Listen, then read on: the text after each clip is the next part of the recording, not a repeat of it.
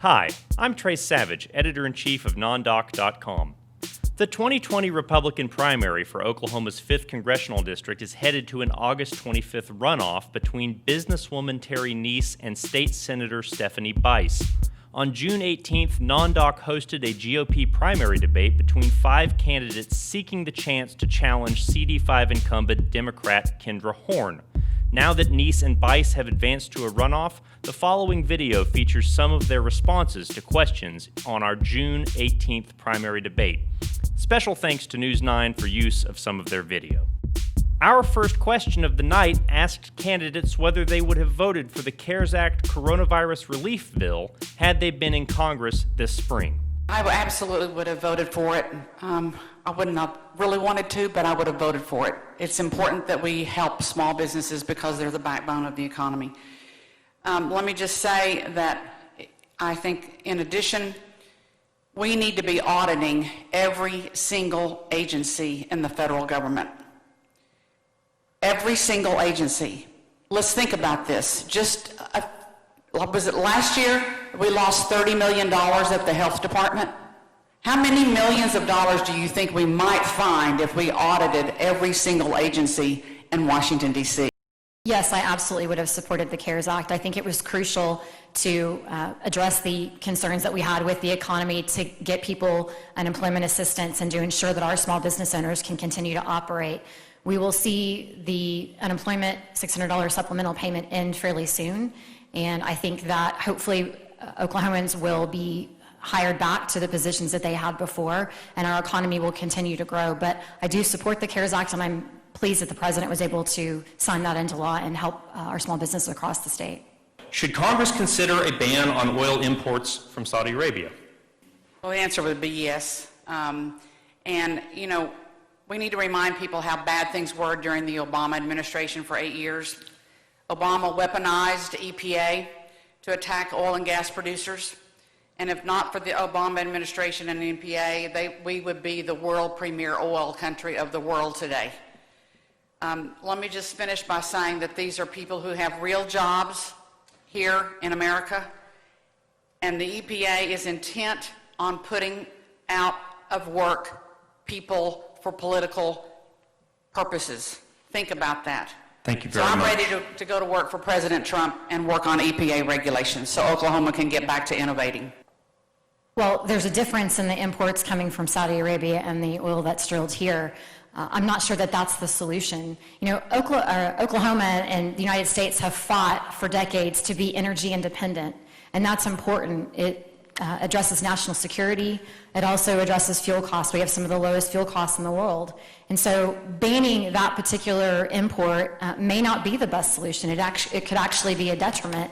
We should be making sure that we are helping our oil and gas industry by supporting initiatives that would allow them to thrive and grow, and that is reducing bureaucracy.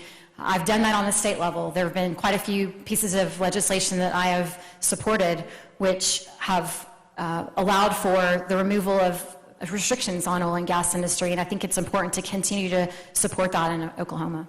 In 2005, President George W. Bush nominated you to be the director of the U.S. Mint. You went through background checks from the FBI, IRS, etc., but one day before the congressional confirmation hearing, you announced that you were withdrawing from consideration. At the time, I believe it was a PR practitioner on your behalf said that you changed your mind because you didn't want to be away from your family and away from Oklahoma. What has changed now, and how do you feel about living in Washington, D.C. for a fair amount of your time if you're elected Congresswoman? Thank you for the question. You know, I came back to Oklahoma from the U.S. Mint. I actually worked there for a couple of weeks. And I did that because my mother, who was in her 80s, had just moved to Oklahoma City. I had just moved her here. And she was not doing well. And my heart jerked to come back to Oklahoma and take care of my mother and be with her. Sometimes family has to intervene, and for me, it was about my mom. And I'm so glad that I did not stay in D.C. and go to the Mint. I got to spend more time with my mother, and I lost her 2 years ago. She lived to be 96 and a half.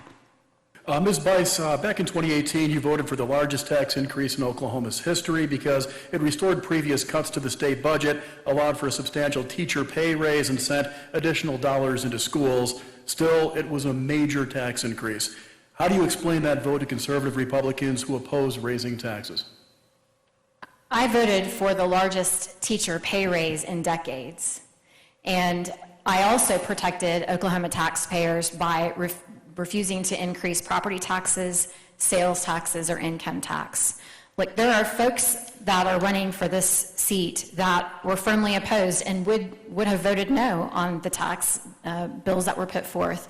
But the reality is, you have to make some tough decisions sometimes when you're an elected official. And I did what I felt was in the best interest of Oklahoma. I'm looking to make sure that the future of this state is prosperous. I want to make sure that every child has a quality teacher in the classroom and a qualified teacher in the classroom, and this is one of the ways to do that. The challenge that we have moving forward is we need teachers to want to enter the profession, and without ensuring that we are not the lowest paid in the entire country, you're going to have a hard time doing that.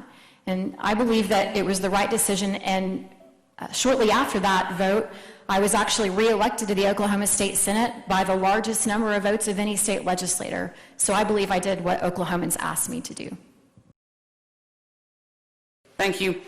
You know, for years when people in central Oklahoma needed a job, they would call Terry Neese.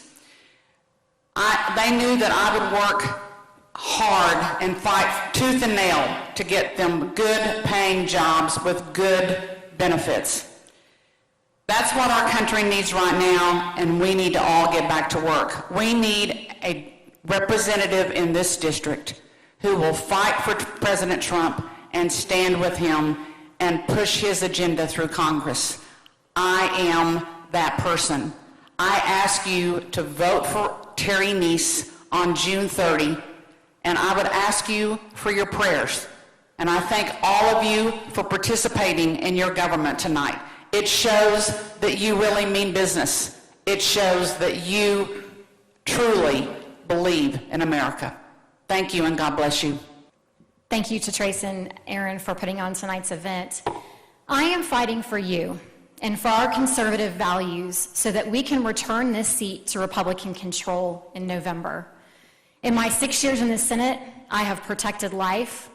I have fought to protect the Second Amendment, and am the only candidate in this race that has been endorsed by the NRA. And I fought to find innovative ways to grow jobs in the state and boost our economy.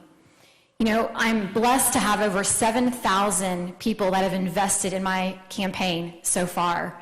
And it's going to take an army of people to be able to take on Kendra Horn and Nancy Pelosi and the Democrats in November.